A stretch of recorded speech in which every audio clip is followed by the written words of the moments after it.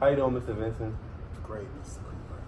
I'm glad you could join me in the video today. So we just got to make an introductory video for our clinical practice for our class. So can you tell me what is the first week or the first weeks of school look like for a teacher here at Turner?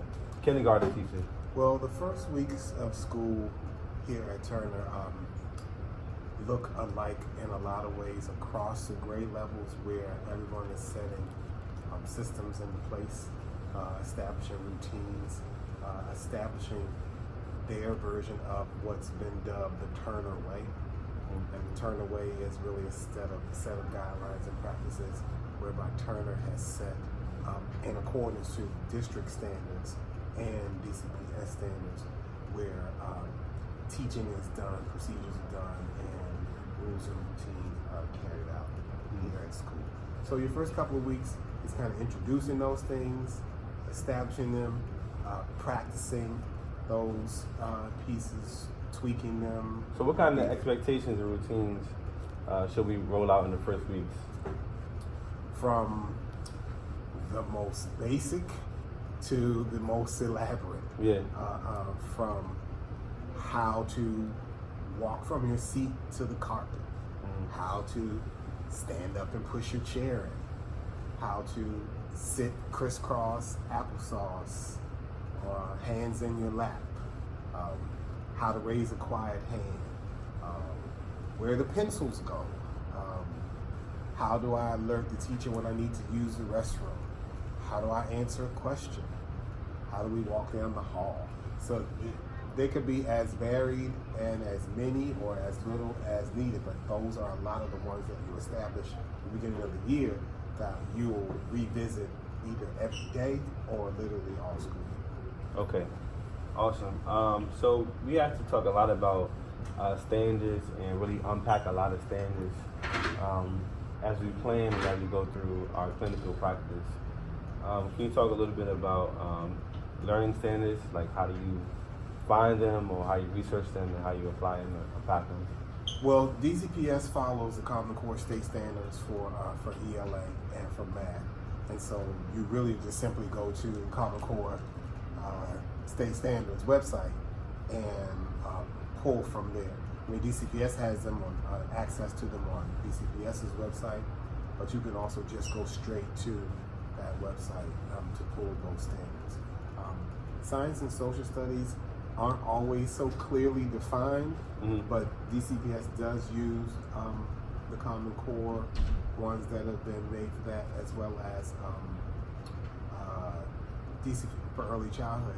DCPS has a set of their own that are based a lot in the working of Common Core systems. And how much, or not how much, but like, what is your process in unpacking standards to prepare to teach? Because a lot of our work here will be doing just that, looking at Common Core standards and the teaching out standards and kind of unpacking it and applying it to our teaching. I mean, as far as standards go, first you look for whatever it is that you're trying to get across to the students. What are you teaching the students? What concept are you getting to the students? And then you look for those parts of the standard that apply to that. Or are you building on something that's already been established in a previous grade? Are you introducing a part of the standard for the first time? And then you see where that falls in to what it is that you're trying to get across. And you may do part of that standard and then go to the second half later. You may do the entire standard based on what it is that lesson and instruction is requiring you to get to students. Okay, that seems pretty simple. Really quickly, Teach Now has a couple of standards. They have the in-task model care teacher standards, and we have to basically know what the standards are, but also make sure that we're implementing them in our daily practice as a teacher. And some of the standards are like student development. They deal with learning differences, like differentiating the instruction for the students. Learning environment, how do you manage the learning environment too? How things are set up in the classroom. Content knowledge, how well do you know what you're teaching about and how well are you teaching it? That's important. Application of it too. And I think I wrote down in my reflection that I think Standard 8 instructional strategies might be a little bit of a challenge for me because I'm a first year teacher, and I think it's the same as being like an educational aide, where I'm applying some of the same strategies. But what advice would you give to a first year teacher as far as like instructional strategies? Well, what I mentioned before about the Turner Way, the Turner Way actually is instructional strategy in practice. And so that's kind of the blessing that a new teacher at Turner has, is that there are really specific strategies on how to deliver instruction that are taught to you here at Turner, that are required of you to learn and to pick up and to start to use. And what's also really great about that is that there's always somebody here on the team that's really willing to work with you, Yes.